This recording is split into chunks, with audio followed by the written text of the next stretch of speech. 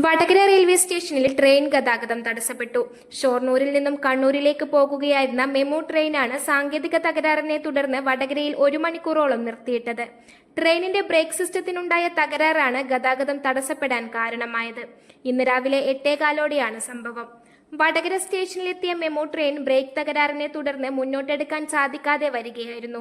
ഇതോടെ ഓഫീസുകളിലേക്കും വിദ്യാലയങ്ങളിലേക്കും പോകാൻ ട്രെയിനിനെ ആശ്രയിച്ച നൂറുകണക്കിന് യാത്രക്കാരാണ് വടകരയിൽ വലഞ്ഞത്. മെമുവിന് പിന്നാലെ എത്തേണ്ടിയിരുന്ന മറ്റ് 2 ട്രെയിനുകളും ഇതോടൊപ്പം വിവിധ സ്റ്റേഷനുകളിലായി പിടിച്ചിടേണ്ടി വന്നു. തുടർന്ന് റെയിൽവേ ജീവനക്കാരെത്തി 1 മണിക്കൂറോളം നീണ്ട പരിശ്രമത്തിനൊടുവിലാണ് ബ്രേക്കിലെ സാങ്കേതിക തകരാർ പരിഹരിച്ചത്. തകരാർ പൂർണ്ണമായി പരിഹരിച്ചതിനെ തുടർന്ന് ട്രെയിൻ ഗതാഗതം പുനരാരംഭിച്ചിട്ടുണ്ട്. News bureau, media Vadakara. വലിയ സന്തോഷങ്ങൾക്കിടയിൽ നഷ്ടപ്പെട്ടു പോകുന്ന ചില ചെറിയ ഇഷ്ടങ്ങളുണ്ട്. ബാല്യത്തിൽ എപ്പോഴോ എന്നോടൊപ്പം നടന്ന് എനിക്കൊപ്പം വളർന്ന ചില ഇഷ്ടങ്ങൾ. ആ ഇഷ്ടങ്ങൾ സ്വന്തമാക്കാൻ എന്നോടൊപ്പം എന്നും ഉണ്ടായിരുന്ന എന്റെ ഫാമിലി.